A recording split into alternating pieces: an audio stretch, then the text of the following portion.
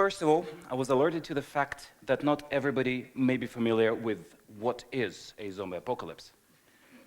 So I thought I'd start with a primer. What happens, the basic scenario is a large part of the population dies and then comes back to life, for whatever reason walking rather slowly, and held within strange desire to eat your brains or whatever else is exposed.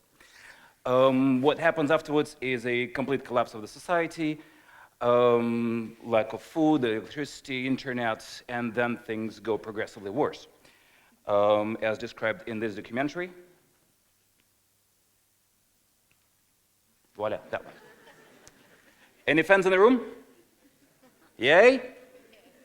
I'm on season 7, so please no spoilers. If you haven't seen Shaun of the Dead, it gives a slightly lighter take on the subject. I see not too many fans. Well, you have a good weekend ahead of you. Find Shaun of the Dead. So I'm not here to talk about the physiological aspects of zombieism. I'm here to talk more about what it feels like. Right? The usually zombie apocalypse sort of happens pretty overnight. And your world just changes. From one day to the next, everything you knew just sort of disappears. It's all gone. It's kind of really horrible. And of course, you're completely unprepared. And the best part is, everybody is out to get you. They want to kill you and eat you, or in worst case scenario, keep you alive for quite a while eating you. The reason, however, why I want to talk to you about is because I find the zombie apocalypse to be a very apt metaphor for something that I think is coming and coming quicker than we all think. Technology-driven disruption. If you have been in the States recently, you will have gone into a shopping mall, you would have seen what Amazon has done to it. And if you read the newspapers, it really is quite bad. So, frankly, I wouldn't want to be an interpreter, a lawyer, a taxi driver for obvious reasons, and so on and so forth, right? When you compound the whole thing with climate change, also driven by technology, et cetera, the scenarios become really, truly nightmarish, right? Which is why I'm here, to bring you a message of hope. And the reason why I feel that I have the moral authority and also some experience to give you that message of hope is because I've lived through 2 zombie apocalypses. And yes, that is the correct way to spell the plural of the word apocalypse. I've checked. Let me first take you back to 1984, give or take. 1st of May, Red Square, Moscow. I'm somewhere in that crowd carrying a big, pink, fluffy paper flower on a very long green wooden stick. I remember it like it was today, beautiful sunny day. And as I was walking down there with my grandfather, Mr. Brezhnev, that guy, he waved right at me, and I waved at him, and all was well with the world.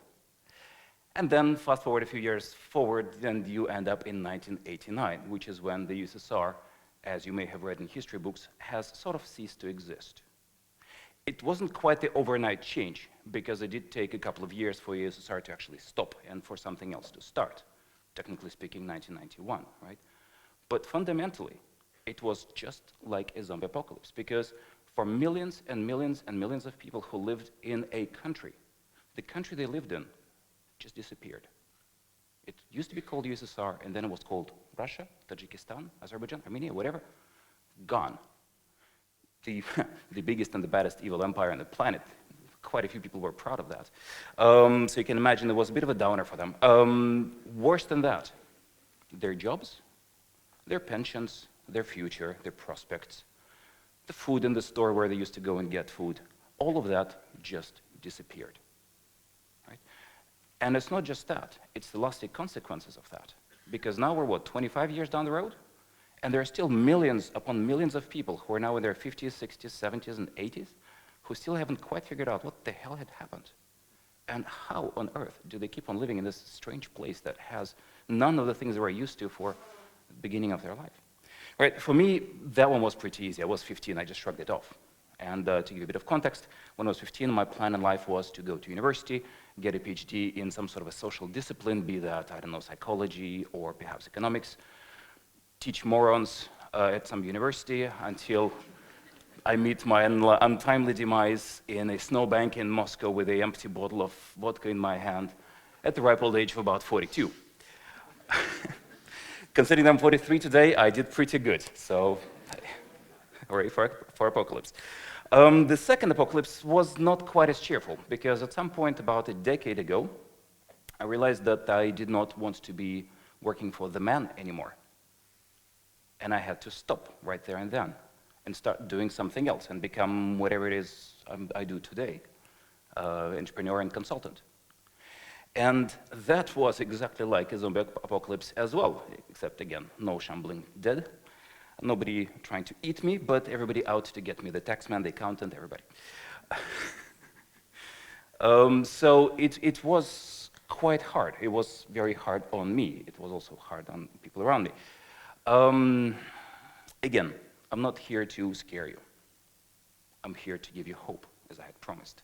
So let me talk about those 3 essentials that you will need to have in place to survive the zombie apocalypse, and actually the 3 essentials you might want to start working on already today. So the first one you will need is the new skills. As I stopped being a marketing guy and became an entrepreneur, I had to also become a public speaker. I'm actually an introvert, and a pretty solid one, and I'm very shy, and I don't like hanging out with people very much. So as you can imagine, for me to be able to get up on a stage at, 11:30 in the morning without any champagne whatsoever, it took quite some serious changes that I had to make to my own personality. It's something you can do. It's something that takes effort. It's something that takes time, and it takes dedication. At least now you know you'll have to retool yourself. In case of zombie apocalypse, well, it would be useful to have a skill for shooting people in the face really fast, running really fast, and if you're a fan of The Walking Dead, also hot wiring cars really, really fast. Think about what your personal apocalypse is going to be like and start getting ready for some new skills. The next thing you'll need is a new network, because I think in the room there is exactly one person who knows me from my old life.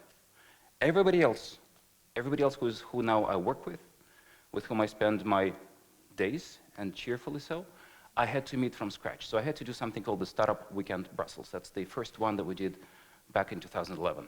On this photo, there's quite a few people with whom I've done work since then, and quite a few of them who've become very close and personal friends. So yes, you can do it. That particular thing took about 6 months of preparation and hard work.